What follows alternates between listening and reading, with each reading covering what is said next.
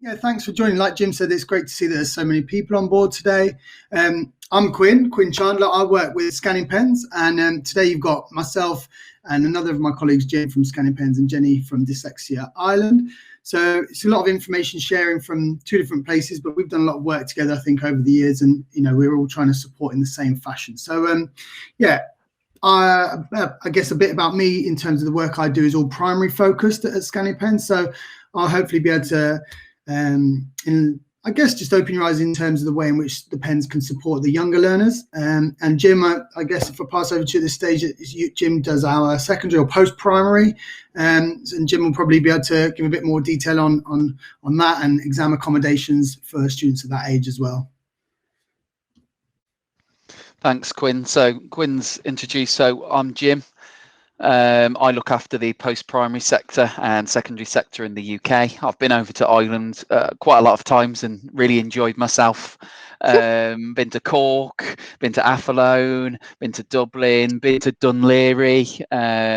Always had an amazing time and done loads of different presentations at all the different schools, and we've done so much work with Dyslexia Ireland. And what I want to say is thank you so much again, Jenny, for joining us on this webinar today, and all the great kind of work that you do with us is just amazing. So thank you so much for doing that today. So what we're going to do, thank you. And what we're going to do today is Dyslexia Ireland are going to do a nice introduction to you, talk about the work that they do, and they're going to talk about reasonable accommodations and around the ExamReader and different assistive technology solutions available. So what I'll do is pass you over to Jenny, and then we'll go into some slides from Scanning Pens. So thank you.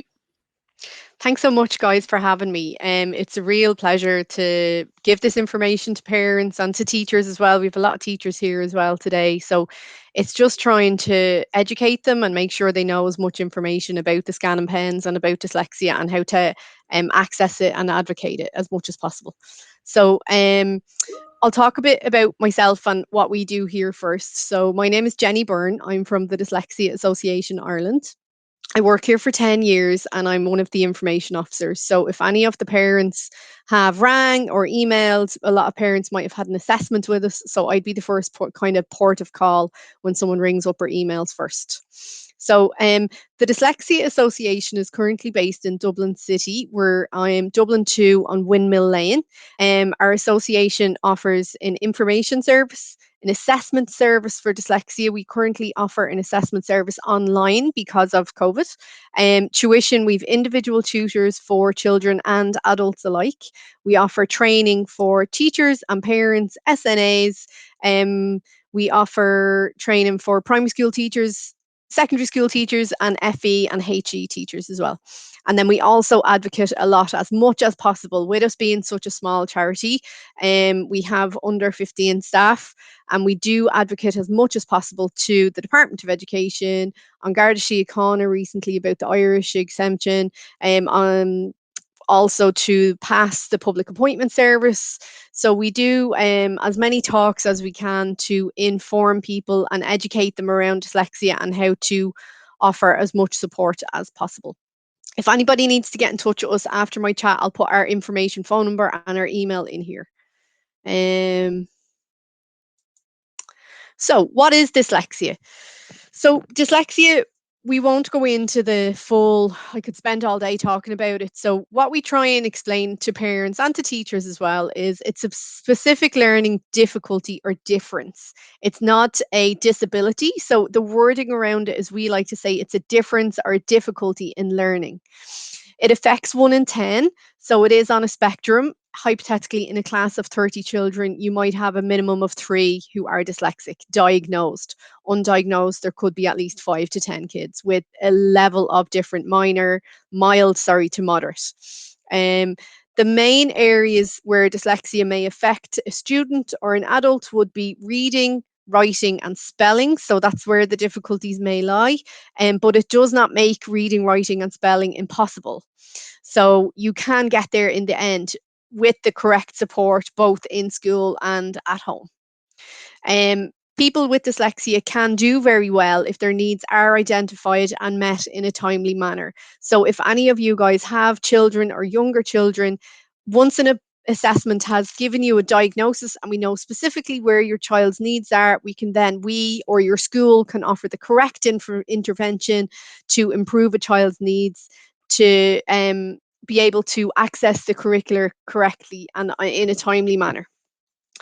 So these accommodations might be good tuition through school and outside of school, reasonable accommodations, and assistive technology can also help. So reasonable accommodations are what we're going to talk about today. They're only really offered in senior cycle and junior cycle. So for your state exams, junior cert and leaving cert, accommodations in class are usually given.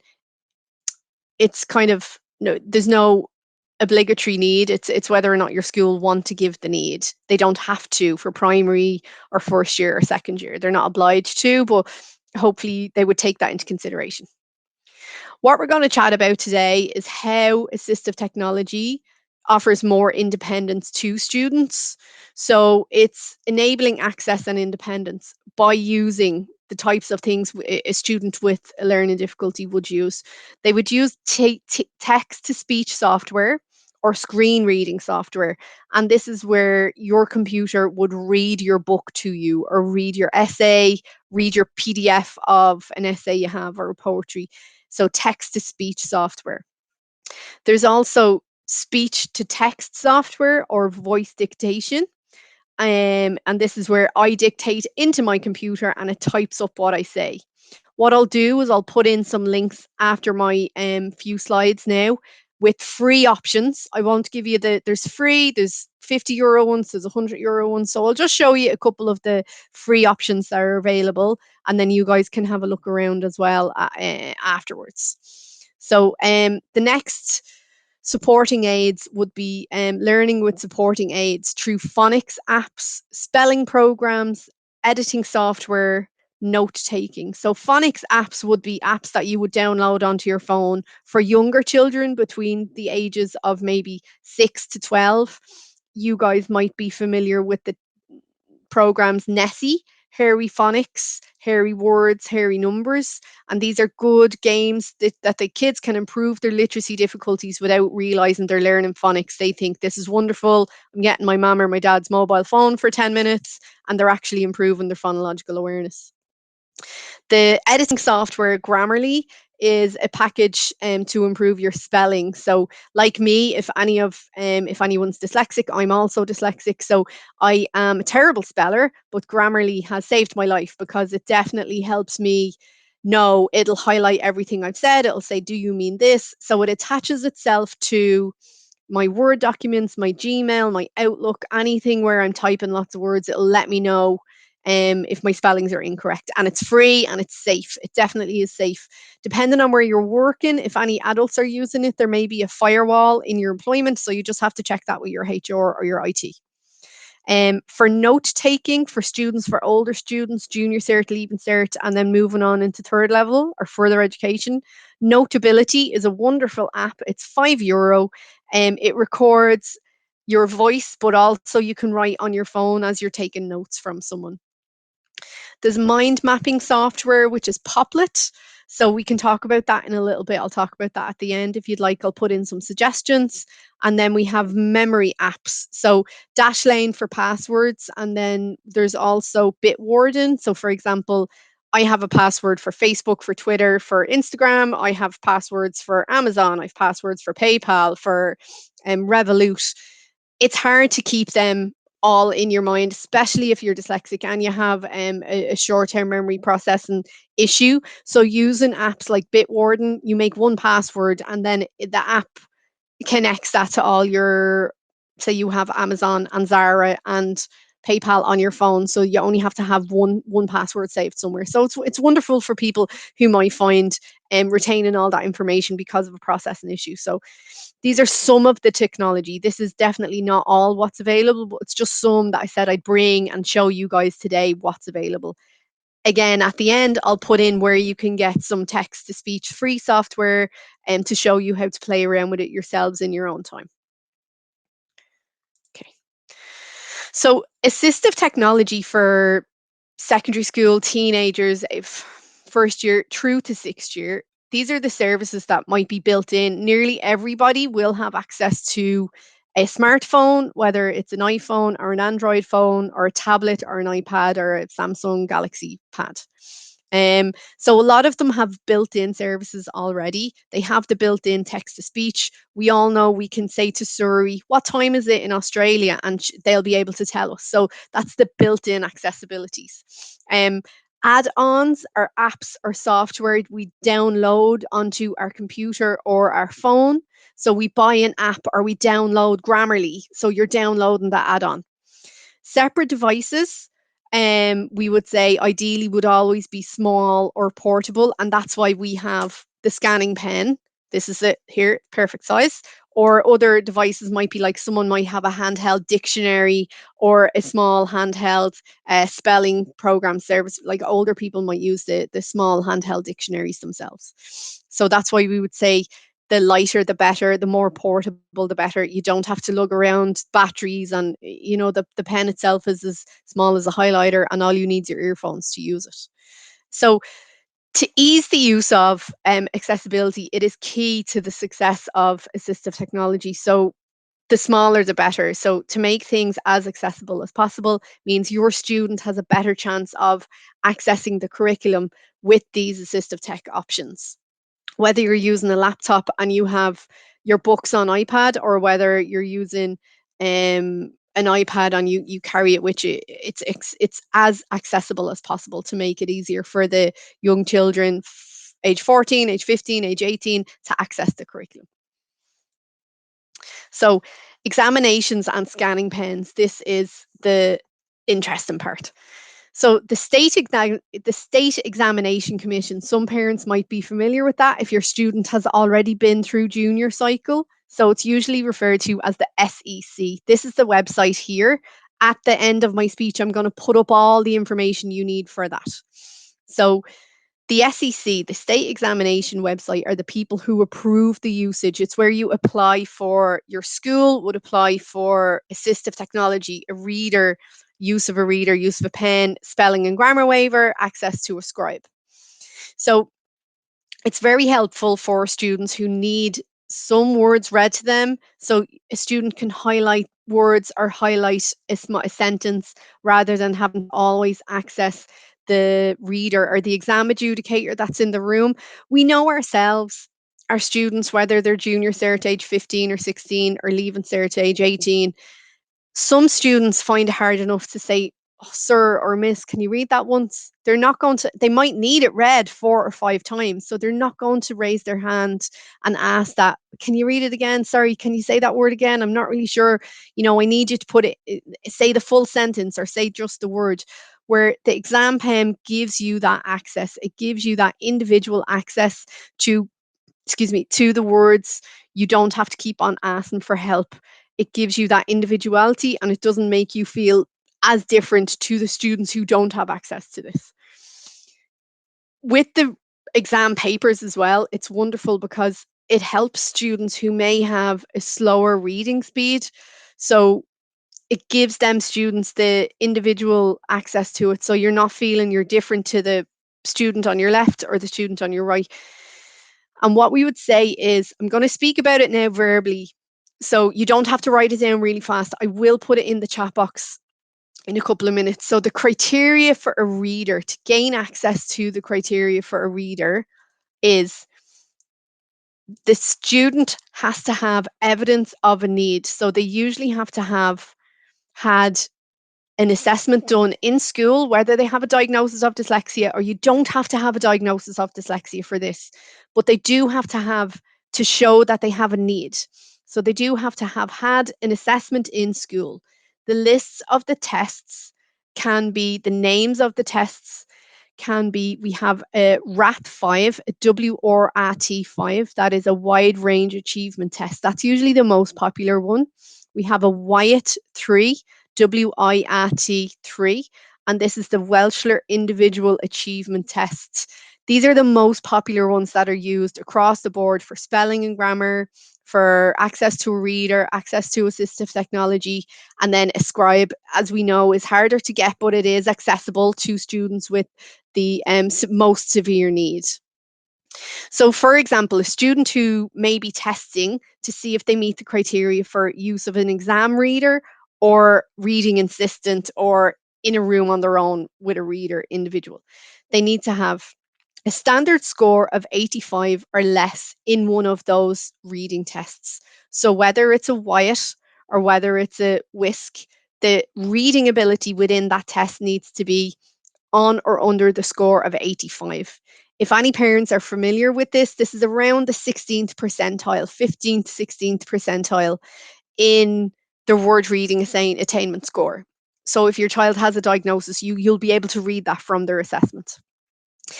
And the second criteria is they have to have either a reading accuracy error rate of 7% or more in your examination paper, or a reading speed of 89 words or less per minute in an examination paper. So, what the school does is when a student is getting ready to be tested for RACE, that's usually what it's referred to. RACE test is RACE, Reasonable Accommodation Certificate Exams, RACE. So when the schools are getting ready to test the students for RACE, that's what you need. They give them last year's, or within the last 10 years, they give them an older examination paper and they say to a student, okay, Jenny, use my name, read for 5 minutes. We're going to time you. And over the 5 minutes, that students, they'll do their calculations and the student has to have 89 words a minute or less. So a reading speed of 89 words or less per minute.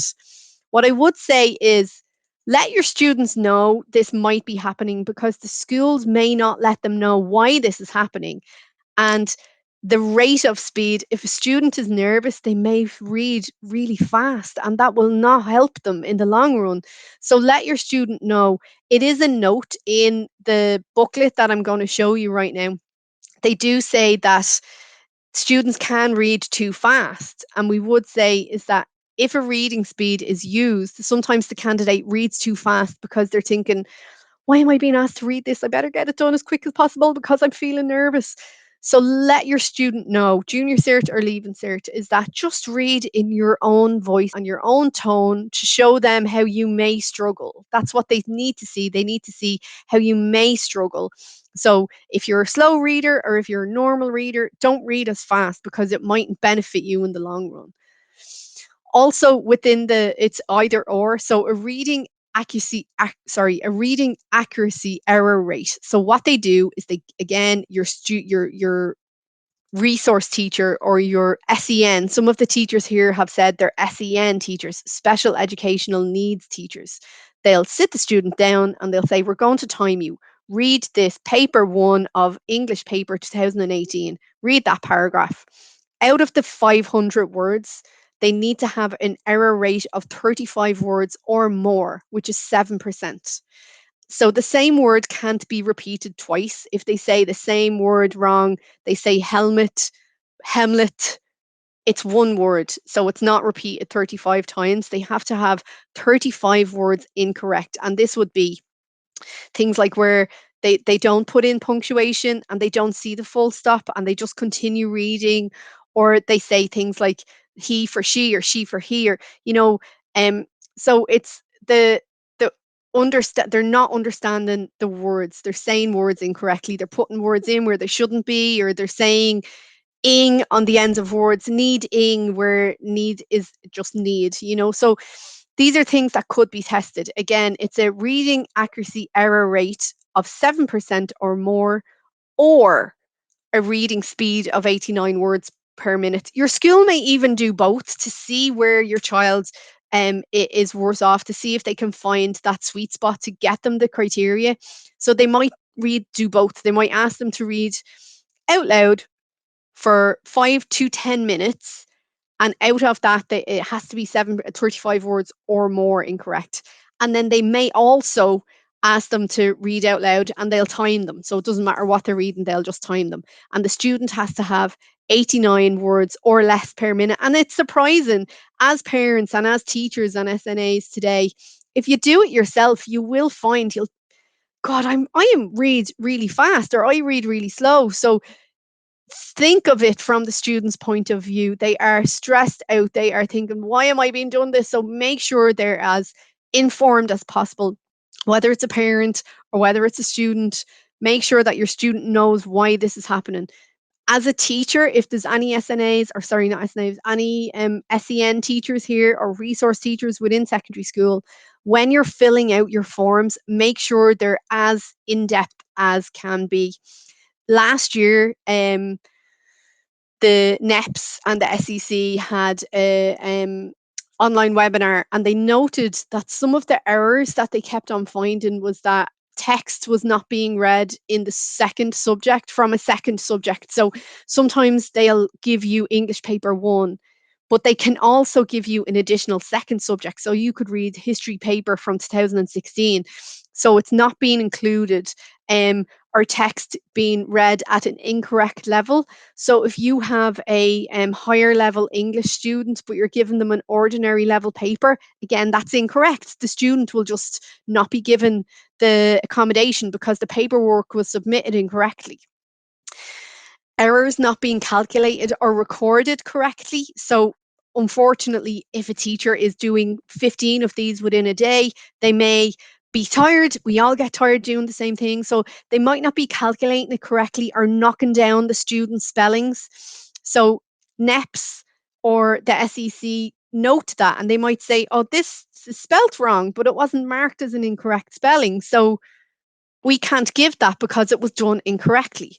So again, we would say is that the instructions in the paperwork in this booklet I'm going to show you now, the instructions for schools have to be adhered to as correctly as possible. If they're not adhered to and a teacher forgets to dot their T's and cross their I's, unfortunately, the one losing out is the student, because a teacher, an SEN teacher or an English teacher or the year head who has to do this because someone might be out sick, if they've not completed it correctly, the student is the one losing out. So we would say if there's any SEN teachers here today, or resource teachers, learning support teachers, make sure if you have students who are in second year now or in fifth year now and are starting this process, that you sit down and make sure that you're completing it as correctly as possible. And again, notes that were mentioned were like, all test candidates should read at their normal speed. Let your student know this. It's noted in the booklet. Again, it's noted that in the 2021 instructions, so in this year's instructions for schools, on page 40, the SEC, the State Examination Commission, have been very specific in saying this. If speed of reading is the issue for the candidate, the duration of the test of reading speed should not go past 10 minutes, because the candidate will just be exhausted. And after the 10 minutes, there's no point in marking anything like that, because the student may just taper out and start reading at a monotone level because they've become tired. So don't let it exceed 10 minutes if you're looking for reading speed.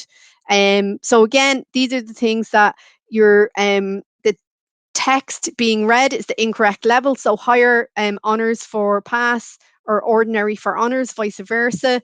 The excess number of words is being read, so you go over the 500 words so try and stay within that remit. 550 I think it is now. Error rates are not being calculated or recorded. So I'm going to put this information in the chat box now when we finish up. I just wanted to be kind of specific about that. So if you as a teacher feel your student meets the criteria for a scanning pen, you have to say it in the paperwork as well. Scanning pen over a reading assistant or an individual reader, because as we know, our students may prefer this individual, like having access to the pen rather than having room with maybe 5 kids and a reading assistant, or 5 students, or a room on your own with your reading exam adjudicator who's going to read the exam to you. So it does also help with the speed of access to the reading. We've gone through that. So these are the reasons we would use it. Okay, great. So what I'm going to do is, as I said, I'm going to type in all this information into the chat box in a couple of minutes. So I'm just going to finish up now. I'll read through the questions as Jim and as Quinn are chatting, and I'll answer any of the ones they may not have been able to answer. So Just to before the Quinn and Jim come back on, just to reiterate, as a parent, you need to ask your school to assess your child for RACE or ACE, reasonable accommodation for certified exams. It's only for junior cert, it's only for leaving cert, it's not for mocks, unfortunately. So yeah, what I'm going to do is I'll answer any of these questions, but I don't want to take up, I know I've chatted for a bit longer than I should have, so I don't want to take up any more James' time or Quinn's time. So I'll finish up there and then I'll continue answer questions now. Is that okay? No, I think that was absolutely brilliant, Jenny. It's great to have such insight in terms of for us and for the teachers and parents out there to what the accommodations actually look like and how you go about getting them. Because I think in the work we do, we hear so many different journeys towards getting your accommodations and getting the right support for students. And obviously, for me, working in primary, it's all about trying to get that whatever it is implemented as early as possible and the identifications made as early as possible. So I think there's some really great advice. And I know you said you're going to look at some of the questions, as we carry on, but there's a couple of things that I just wanted to ask, actually. I know that I don't think I'll answer them in what I was going to say. And one of them was about if there's a difference between qualifying for exam accommodations and then qualifying for the assistive tech grant. Someone's asked in there, so I think there is a difference in that, isn't there? But I don't know if you. They're two separate things. Yeah. They're two. So the grant is given for everyday use for a student who is in normal class, 9 p.m. to 3 p.m. or 9 p.m. to 4 p.m. If you're in secondary school, 9 a.m. if you're in secondary school. So the grant is given. The grant is given if a student's dyslexia or learning difficulty is moderate to severe. They have to have reading speeds or spelling speeds on or under the 2nd percentile, which is quite hard to get. So there will only be a minority of students who are given access to the grant. Where the criteria for the junior cert or leaving cert, RACE, access to your reading pen for junior cert, leaving cert, is actually easier to get because the criteria is not as hard. Most definitely it's not as severe. So a student may not meet the criteria for the grant, but most definitely will have a broader chance at meeting the criteria for use of the reading pen within the state exams. Okay, that's interesting. And I think there's one other that, and again, I know you'll get to some of these, but one of them that's come from Tara was saying about scanning pens being used in the main centre. And I mean, I can understand, I'm sure you can back this up, but that is one of the big pluses about using them, is that you can use them in an inclusive centre. So, you're removing, as well as giving the students the independence, you're removing the extra invigilator cost, stigmatism of an additional room, stigmatism and all that kind of stuff. So yes, to answer that, Tara, you can use them in the same setting. I think Brendan might have actually put that in the chat now. I'm just looking to, but you were mentioning about time, so I'll crack on with our with the rest of the presentation. But thanks, Jenny, because it's a great insight. So really appreciate your time there. And if you can get that info into the chat box, that'll be fab. Will do. And then you guys can see here that what we've come on to, so is just a bit more about in detail about the scanning pens themselves. And I wanted to show you how the pen is, what the features are of it, and some of the benefits there that you can see on the screen. Before we look at the benefits, I mean, Jenny had touched on some of these, and I think it's probably key to reiterate something she said. Assistive technology, this might be obvious to everyone on the call.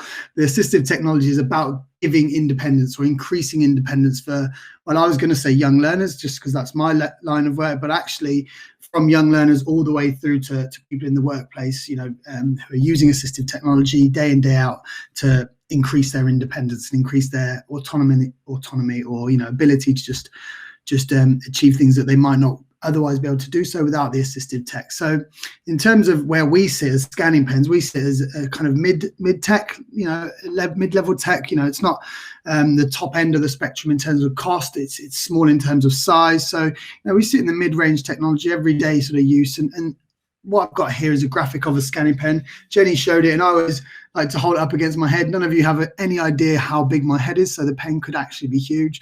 But just to give you an idea, they're sort of highlighter sized, and they are nice, sort of inclusive, discrete tools that you can use, whether it be in class or examinations, like we've already said, and just easy to sort of continue using day by day. Now, I've got a graphic here that shows you the main features.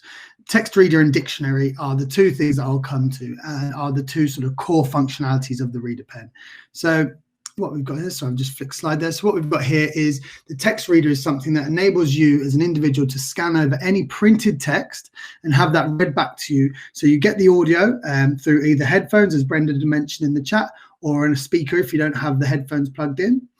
So, you know, if you're using a classroom setting, you just have the headphones plugged in that it comes with, or you just add your own headphones into the headphone jack, and it will read whatever text you've scanned over, whether that be a word, a paragraph, you know, just a sentence, or even a whole body of text. So you can scan over as much text as you need to, and then you can play that back as many times as you want to help you decode some text or process some text that you'd otherwise be unable to do so. Now you do, as well as the audio, get the visual. So you can see on the graphic on the screen here, which might be quite small for some of you guys, but there is text on the screen. So as I use my scanning pen to scan over, like I would a highlighter, scan over any printed text, it will appear on my screen here. And then so as I'm listening to it, it'll read through and give me the audio and the visual. And I think that is a really key aspect to mention about this assistive technology. We always refer to it as multimodal support. So you're getting the audio and you're getting the visual. And for someone who is struggling with their reading, hopefully that gives them a bit more stickability in terms of remembering certain bodies of text, certain words, certain types of text as they go forward. So hopefully not only are you using the reader pen as an ongoing tool, but it's something that's actually furthering your reading ability the more and more which you use it. The dictionary works much the same, so you can scan over an individual word and have the meaning of that word read back to you. And the great thing about the reader pen is we have not only the Oxford Primary Dictionary, but the full Collins Dictionary, and even now we have the NOAD, which is the new Oxford American Dictionary. So if you're ever reading any sort of American popular culture books or something, you've got the ability to take the meanings from those as well. But those English dictionaries are great, and I think the addition of the Oxford Primary Dictionary in recent years has been brilliant, because not only for those in primary, but also those in post-primary are actually able to really benefit from simplified definitions of words. So they're not too wordy like, you know, the Collins is. But for any of you guys in here who are supporting adults or adults yourself looking for reading support, then the full Collins Dictionary is in here as well. So that's the text reader and the dictionary. There's a couple of other functions within the reader pen that are worth noting. So scan to file is something that enables you to scan as much text as you want and save it as a file into the reader pen. So examples of this, if you're working on a piece of coursework and you're going to revisit maybe a poem or an activity over and over again, you can save that into the reader pen so you don't have to always re-scan it every time you're using it.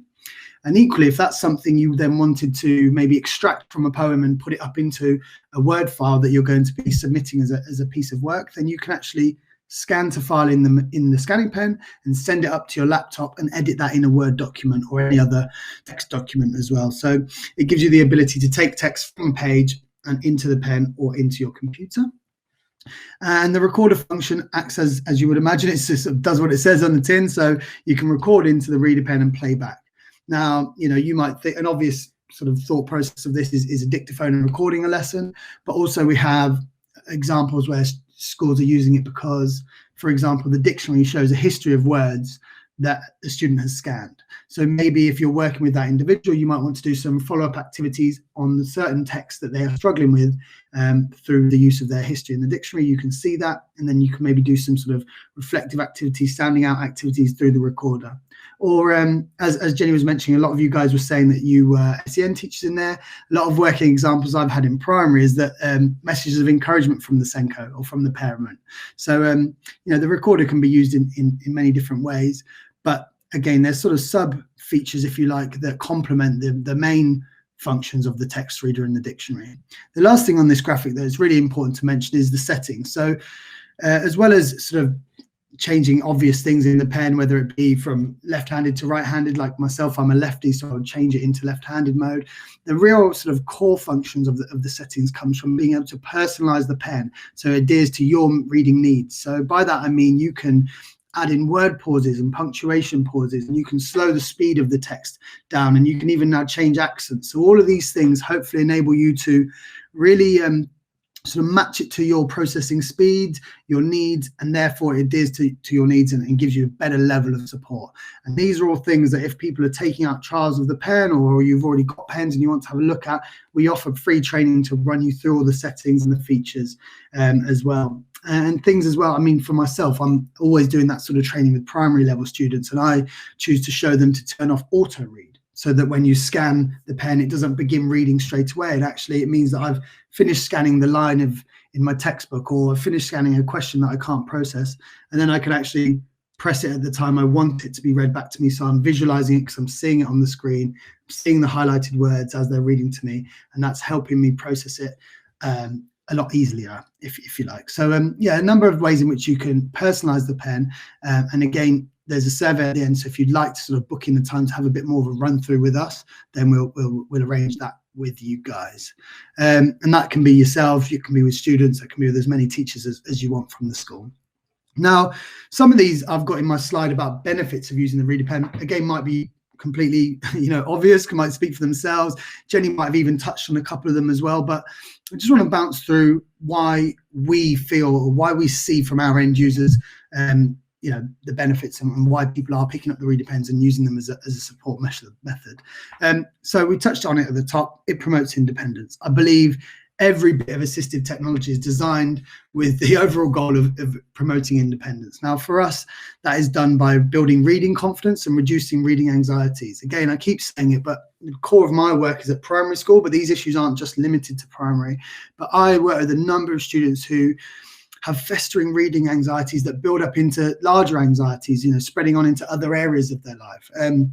Or don't have the confidence to read inclusively in class, where other students are getting huge, engagement from that. And by sort of being cut out from that, you're missing a lot of your learning. And we know that, a huge amount of the access to learning is underpinned by the ability to read. So we're trying to give the Reader Pens in terms of giving them as a support measure for students to really benefit from, build their reading confidence, and in turn reduce some reading anxiety. So the fact that, they have the notion that they can lean on the Reader Pen for words that they don't understand and hear the meaning read out. These kind of things really do play a huge part in building confidence in individuals when it comes to reading alone. Now, the other things I've got in here, which go hand in hand, are supporting students in accessing all areas of the curriculum and enabling students to access age-relevant text. So in a way, that's the same thing worded differently, but what I've got it as 2 bullet points is, we hear so often, and I mean, Jim, I'm sure will reiterate this, and Jenny as well, working with Dyslexia Ireland, I'm sure you hear this often, is many times students with dyslexia are really cognitively able. They're really bright. It might be in maths is an example we always hear, but the access to the literacy block is the thing that stops the access to these subjects that they really could thrive in.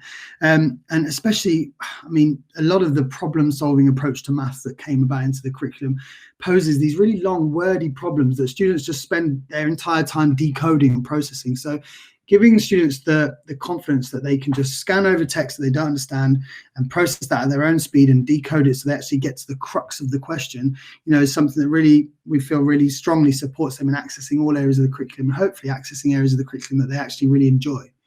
And in turn, this same element is enabling them to access age-relevant text. I like the example of, I was in a school and the students were saying to me they were very aware, this is 5th class, sixth class students, so year 5s in the UK, so 6th class students in primary. They are really aware that they weren't able to access the text and access the textbooks that their peers were enjoying, and they wanted to challenge themselves, but they were just staying at a level where they knew they were confident and they could read. And so giving the students the ability to pick up the pen and actually scan over a word and get the meaning of it so they're not completely thrown off the paragraph, just allows them to enjoy the reading and not spend the entire time decoding it. And all of the above really go a long way in helping to close the reading gap in the classroom. We always hear sort of alarming stats. I know they've come out a lot more this year after lockdowns and stuff from government reports where there's huge reading gaps in the classroom, and through ability of access, students have fallen behind. And if you leave primary to post-primary without a certain reading level, your support can just be even harder to come by. So if we can use the Reader Pen and other assistive technologies that have been mentioned already in the session to sort of help close the reading gap, then I think we're going a long way to sort of changing the learning journey for those individuals. So that's a really key thing that the reader pens play a part in. And the last ones that I've got in here, guys, are just, it's inclusivity. Jenny mentioned it at the top. I've mentioned it against the analogy of my size of my head, but the reader pen is inclusive. The fact that you've got a headphone in to use it in class and maybe have one in and one out so you can keep abreast with what's going on in the lesson, I think that makes it very discreet within a classroom setting. There's not a lot of stigma attached to it because you've not got a human necessarily sat next to you or a big laptop on the screen that's reading everything to you. This is just something you can pick up as and when you need that reading support. And then lastly, I mean, it's something that's, sort of falls down the bottom of the benefits list, but it is huge, freeing up time for you guys as teachers, for teaching assistants, for parents to actually, spend more time supporting the students that need pushing on to extensions, or if it's teaching assistants that are constantly having to support an individual, maybe they can come back and support the teacher further. Or for parents, I mean, a lot of the time we speak to parents, and reading difficulties like dyslexia can be hereditary, and it might become actually a bit of an issue for you guys trying to support your students, or your children, sorry, not your students. So, giving you a bit of a break and enabling this independence is the core sort of benefit from using a reader pen. Now, just a couple more slides from me, guys, about the way in which we support the implementation of reader pens into the classroom. So one of the things that I have always been quite passionate about is implementation and how tricky it can be. I think for you guys, especially teachers, is you can go to events, you can attend webinars like this, and you can be wowed by so many amazing bits of kit, right? Whether they're free, whether they're extremely expensive and you'd never be able to buy them. But actually, let's say, for example, you're the special ed teacher at school and you see the reader pens and you think, yes, I know there's a number of students that could benefit from them. And then you go back to school having found out a bit of information and got some free trials. Is it your job then to actually implement those? Or do you then pass it to a classroom teacher who's got to find time to implement them? So we came up with the support of our education team, some activities. They're self-supporting, so the student-led activities, and it includes 15 short stories and comprehension activities that introduce to the student the different functionalities of the reader pen, so the text reader, the dictionary, the recorder, and really allow them to work at their own pace while receiving the support of the reader pen. And hopefully from afar, it allows you to see, they are getting a lot of work done. They are really supporting themselves, and it is increasing their independence. So without you having to create extra work or implement it into the classroom practice straight away, you can just print these off free. We share them with anyone who's taking a trial or anyone who's interested. So guys, I'll share that survey that we've mentioned a couple of times. If you want to see more from these resources, we will share them with you. It's not something we charge for, but they're really engaging. The characters that the stories are about have traits that sort of subtly relate to users to the traits of students that would be using the reader pen. So it's not necessarily something they might make the connection to, but if they do, it's a nice kind of friendly environment for them to be working in. And like it says here on the screen, they get personal progression certificates, and they actually it actually gives them the chance to give a bit of feedback to you as well in terms of the support they've gained from the reader pen and how they feel that it's helped them or not. So I think it makes it really nice to ease the implementation, take some of the work off your hands, and also really evaluate whether it's a good measure or intervention that will support them going forward. And this just shows how a page would look. So you've got a short story and then the follow-up comprehension activity on the right-hand side. And just before we pass on to Jim, there's a couple of things here. So we've got, as well as the Helping Hands Detective Agency, we've got a literacy passport, which might sort of come with a lot of information that you would already be familiar with, but essentially it's reading strategies and transition documents that help support the progression of a reader pen. So if you do want to take out some reader pen trials, or you've already got them in school and you'd like a bit more of a run through of these, then again, free demos are available, free training sessions are available.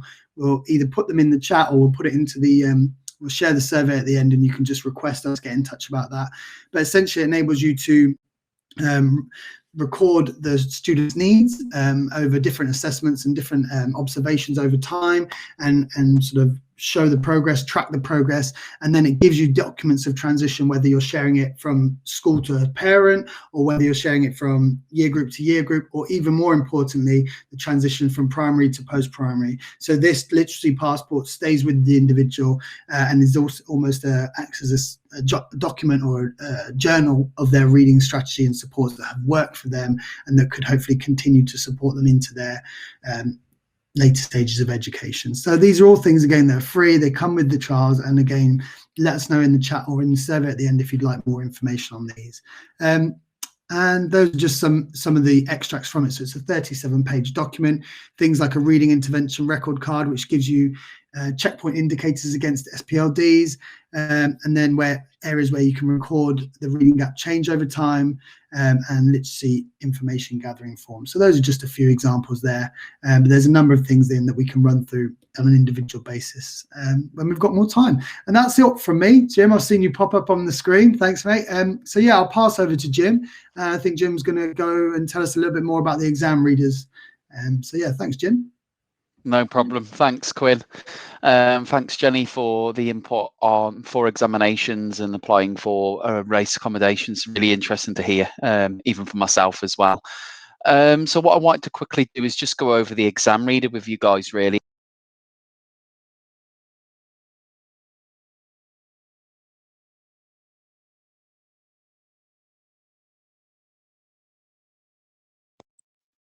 Sorry, I think I was talking and then my microphone was off. So thanks, guys. And thanks, Quinn and Jenny. It was really great to hear some of the SEC guidelines and around reasonable accommodations, because some of it, even myself, I don't know. So it was really great to hear that. What I'm going to do is just talk about the exam reader and talk about some of the features and benefits on that. And also talk about some of the research and studies that I've done in Ireland that all of you will probably find really interesting. I'll tie it up and then we'll get to the questions. I'm worried about time, so I won't be too long on this topic for you. So I'll just go over it for you. So firstly, about the exam reader, similar to what Quinn was explaining about the reader pen. So basically, the exam reader is a locked down version of the reader pen. So instead of having the dictionary, the storage, the dictaphone, all of that is taken away, and then it's a locked down version, so it can be used in exam conditions. So it doesn't have the dictionary, doesn't have that dictaphone, and doesn't have the storage. So this is specifically designed just for examinations only. It's approved by the SEC exam board, as Jenny said. I have actually gone and actually visited SEC as well. So to give you a few facts and figures when speaking to them. So I spoke to them back in, I think it was 2018 or even 2019. It must have been 2018, actually. That's when they first allowed it into examinations. They had just over 40 students using them across post-primary. And then I went back and sent them an email as well. And in 2019, they said just over 120 students they recorded started using the pens for examinations, both in leaving and junior cert as well. So it's great to have a conversation with them, and they were getting inundated with questions around using the pens. So that was really great to hear, and that was some of the feedback that we got from them. So in terms of the exam pen, what else does it do? So it actually has different languages on there as well. So if you are doing modern languages, it actually has Spanish, French, German, Italian, Swedish, Danish, Norwegian, Dutch, Portuguese, Russian, and Chinese. So what I mean by this is it won't translate these languages for you. All it will do is read back to you these languages. So if you have Spanish in front of you, or French or German, you scan over it, it will then read it back in that language for you. So it's just to help you with pronunciation of these words. And that's why in the UK, for example, it's actually allowed to be used in those examinations. So it's well worth checking that out if you are doing it. Another great thing is it has some other features. So it actually has the word pause, read delay, and punctuation pause. So these are settings that I just want to go over in more detail with you. So for example, as Quinn said, it scans over that line and it reads aloud to you, it scans a word, or it scans a couple of sentences for you, or even a whole paragraph for you. But there's some settings you can actually do to personalize it to that student's learning journey. So what the student can do is they can actually select word pause. So what this allows you to do is, as you scan over a line, instead of having it read back in one go, you can actually pause between each word. So what the pen will allow you to do is pause up to 5 seconds. My suggestion, being dyslexic myself, is you only need 1 to 2 seconds because the pause becomes too much.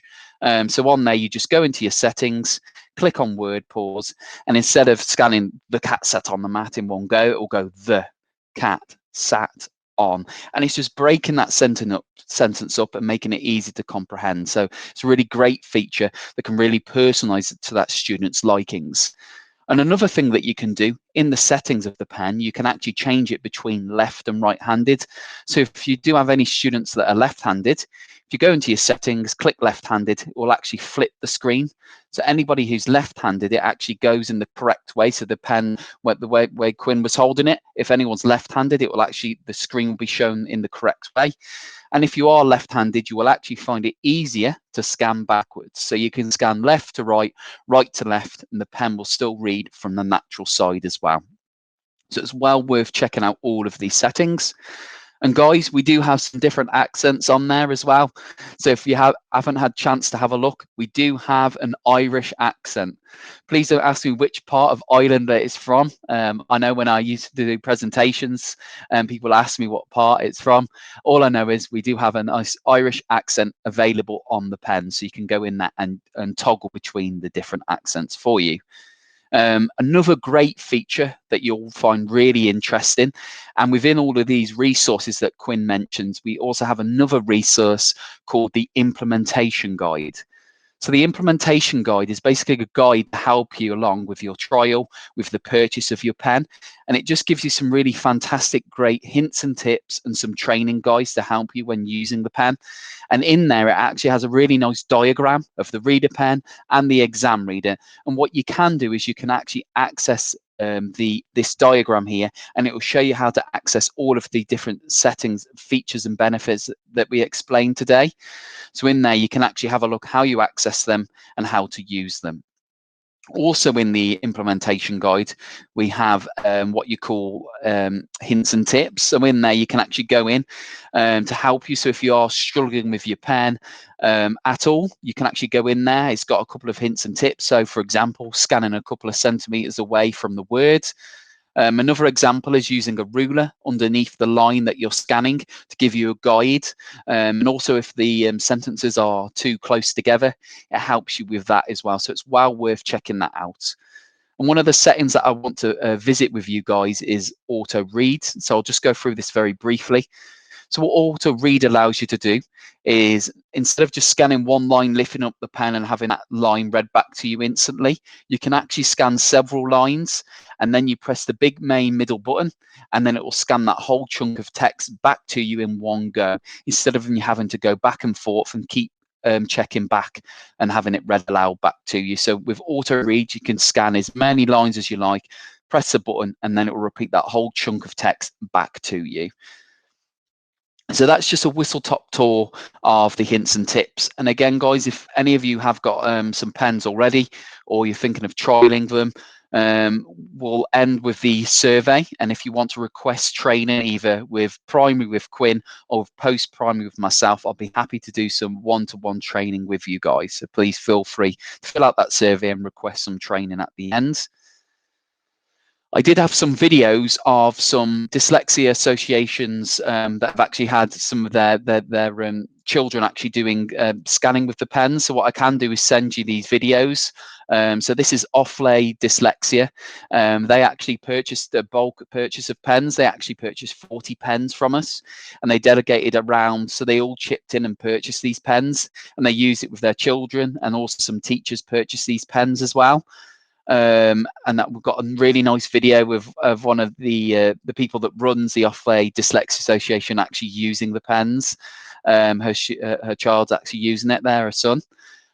We also have mamas.ie, who are also a great advocate of the pens. It's well worth checking them out. That's Siobhan there with her daughter actually using the pens for her studies as well, for her reading. So a really fantastic video, and I'll share all these videos with you as well. The other really nice thing is we actually have a gentleman called James Northridge, and he runs his own dyslexia and assistive tech courses. And in particular, he actually talks about the pens, your ability. This is actually a fantastic photo. I think this is the mayor of Cork with a student at a school in Cork. I think it's St. Joseph's. I might be wrong. But St. Joseph National School, it's actually there at the bottom, sorry. So Adam is actually a fantastic advocate of the pens himself. He actually purchased the pens himself. He takes it around in his lessons. He has the pen in his pocket. We sent him over a free lanyard, so he actually attaches it to a lanyard to keep it safe as well. And I actually spoken to Adam when I was over there back in 2019, and he spoke about how he uses the pen not only just in the classroom but also takes it out, and he actually took it out when he was at home, when he was reading. Sat there at home with his headphones in and accessing text, and he actually used it for magazines. He was really infused by Top Gear, infused by football magazines as well, and he'd actually take out the pen when he got confused with definitions of words or anything that he got stuck on. Instead of asking his parent, he would actually just pick up his pen and scan that magazine, and he found it really easy to use. And it was really great to hear some of his feedback on that as well. So this is just some of the research and studies that we've done with them guys as well. So I didn't want to go into too much detail because I know we'll run out of time, and I wanted to answer all of your questions and make sure that Jenny answers them, and Quinn as well. Just to quickly go over, we do have a 30-day free trial for schools. So you can request a trial from our website just there, and that's a free 30-day trial. And at the end of the 30-day trial, you can get that. You can either send it back to us or you can go ahead and purchase. I have had a question in the chat today asking regarding importing, and we do have some resellers that will be able to get a pen out to you as well. So I'll pop this in, but we have a gentleman called Brian Vickers, and that's at a company called CompuPack. So you can actually go ahead, contact Brian, and you can purchase some pens through him, and he's located in Dublin. So you're welcome to go ahead and talk with Brian, or alternatively, please feel free to contact us for a trial, and we can get that out to you. If you are parents in here, you can get a 14-day free trial, and then after the 14-day trial, you can decide to purchase or send it back to us. So you're well worth checking out the trial as well. So that's just at the link that Jenny's provided there at the bottom, that it either says parent or school trial. So well worth checking that out. And again, we have some really useful YouTube videos. We've done loads of videos with Dyslexia Ireland as well. So please feel free to go to our YouTube and have a look at some of the recent webinars that we've did around the pens. And again, if you would like any training, we'll pop up this survey, and please feel free to request a trial from us as well, or any training. So well worth checking that out. So what I will do is I'll open up the floor for any questions that you may have. And then I'll invite Jenny and Quinn back on to camera, and we'll answer any of your questions. But guys, if you have just a couple of minutes to fill out the survey, Quinn, can you just pop up the survey for everyone? Right now, guys, it's only a couple of questions. So, guys, if you can answer this survey for us just before you head off, that would be fantastic, so we can get in contact if you do have any training requests. I just wanted to make it quite quick, my part, really, just because I was a bit cautious around time. Everyone, there will be a recording available and a copy of these slides, so we will be sending this at the end of this presentation for you. So just give us a day and we'll send all of the information out to you. Again, thank you so much, Jenny, for joining and giving us so much information around what you guys do and around the exam accommodations. It's made it really clear, not only to the teachers and parents on this call, but also to myself as well. It was very interesting to hear kind of how that's assessed as well. So thank you so much for doing that. And again, thank you so much for helping out on the webinar today. And Quinn, of course. I was just going to say, I've seen a question here from Joan Martin about the technology grant, because I know I've had this conversation before, and it's asking about, do you need 3 different quotes for the pen? I couldn't remember if you do need to get them from different that usually applies with FE, doesn't it? Colleges, universities usually get the free quotes, don't they? So the Department of Education, for any assistive technology product, they want 3 quotes. Okay. But we know, we have tried to say to them that because you guys are the main supplier, that we usually suggest parents just buy it or just use your website as a quote.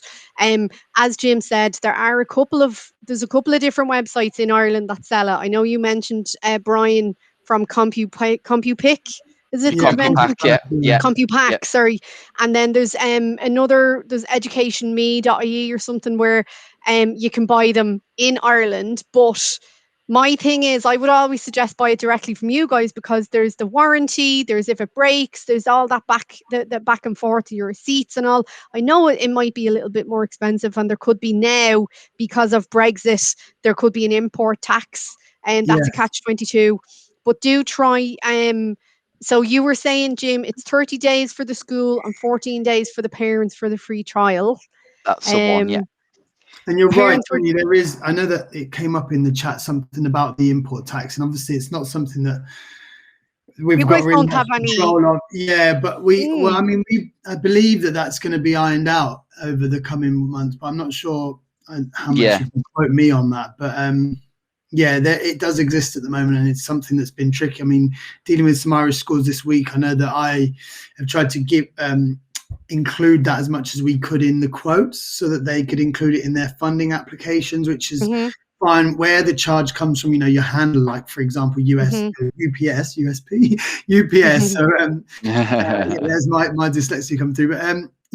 But I think it's hard for us to show it as much as some might need it in the quote. So if that's the thing and that sticks around, then maybe it's worth having a conversation with us, and we can support you, and then maybe we can pass you on to resellers if that's necessary. I've looked at a question here from Mary Kiernan, and it says, can the schools purchase the pens themselves? Which, yes, most definitely.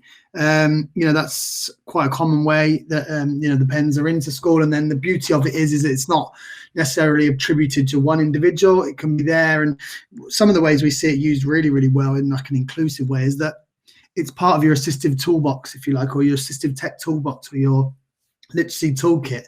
So it's something that students who have been assigned it or assigned the ability to use it can go and pick up as and when they feel necessary. So yeah, most definitely the schools are often purchasing the pens for themselves. I'm just sort of scrolling up to see if there's any others that we might be able to I'm just popping something in there. One of the parents, Helen, hi Helen, has mentioned that if the company are buying it, as in if the school are buying it, they can register with the revenue and get their tax back on it. But as an individual parent in Ireland, our revenue allow you to claim any VAT back on products bought. So if you buy an iPad, a keypad, a laptop, and a scanning pen, anything you buy, you can get your VAT back on it. And I've put in the form there, a VAT 61A form.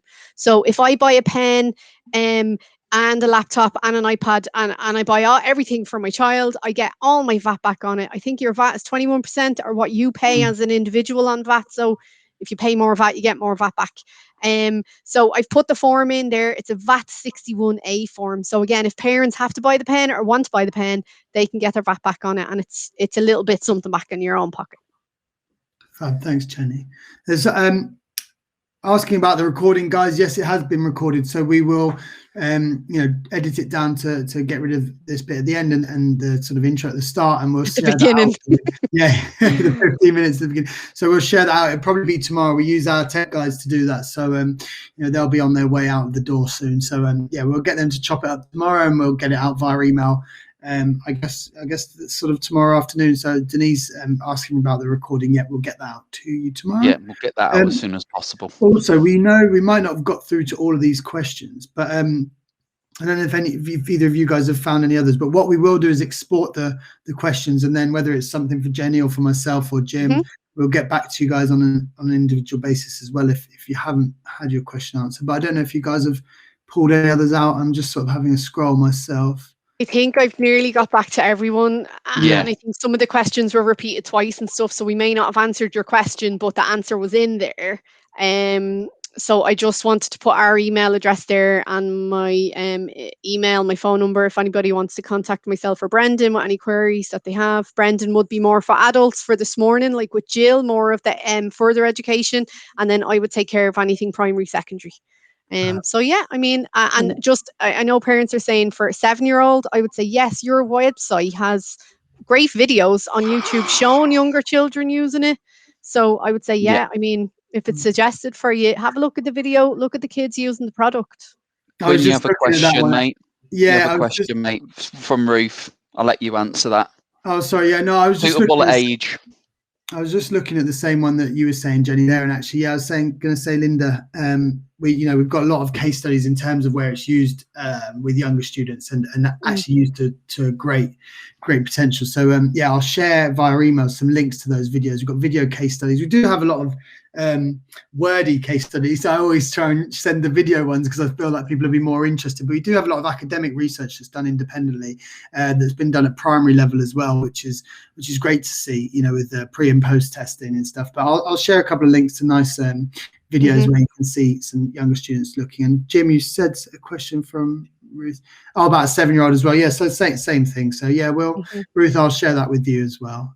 Some nice case studies there. And yeah, I mean, for me, I think like you say, we've got through most.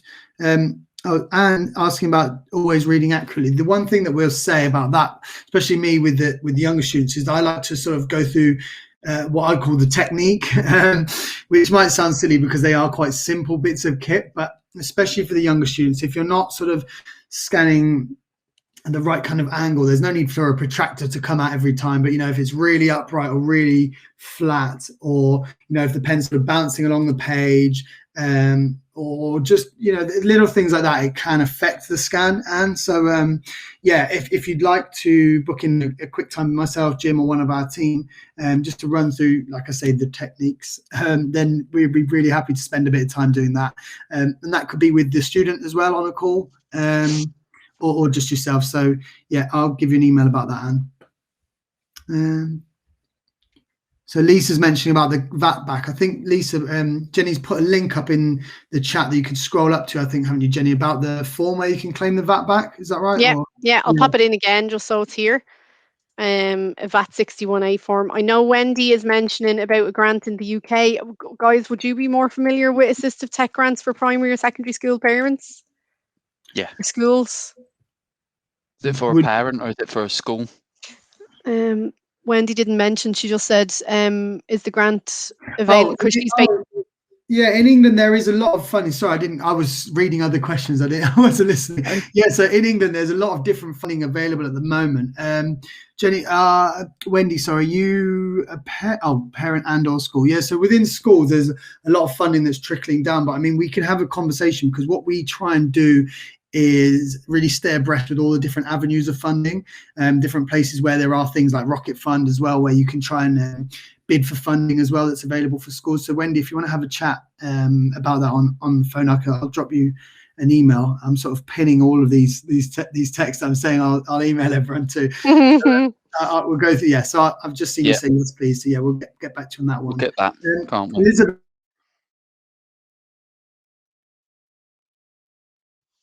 Quinn's froze. I think that's great it. There's lots of funding available. Yeah, that's wonderful there is for you guys as well. I think we'll wrap up basically, won't we? I think everyone's done, aren't they, now anyway? Quinn, I think you froze there. Yeah, you froze there for a sec. Sorry. Yeah, he's froze. Well, thanks, guys. Anyway, thank you ever so much, everyone, for joining. You'll have a recording, all the slides available to you. And again, Jenny, thank you so much you're more coming along to the webinar. Anytime. Hey, anytime. Sorry, I think I just lost you then. It's all right. It's okay. Everyone's going now, Quinn. So okay, bro. No worries.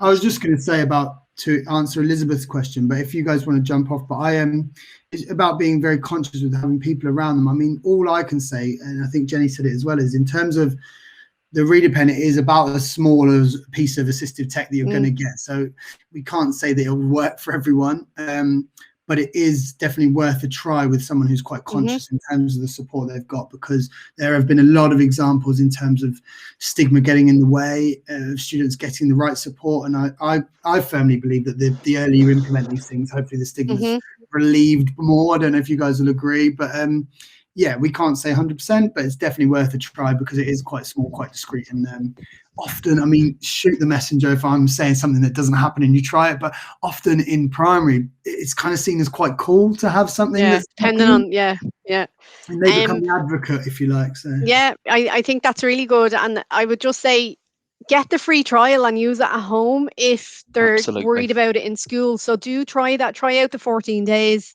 and then send it back if it's not working. Try it again in a year. Ask your school if they're going to buy one, or your school can get the free trial, and then you can like maybe bring it home, stuff like that. Have a go at home. So yeah, if anybody needs anything else for Junior Cert, Leaving Cert, contact us, drop us an email, and I'll get back to you in the next day or two, 24 hours. Bro. Thanks, Jenny. Thanks, Jim. Wonderful. Thanks, Thank everyone. you so Nice to much. see you Thanks, guys. guys. Thank you. Have a lovely afternoon. Take care. Bye all. Bye-bye. Thanks. Bye-bye.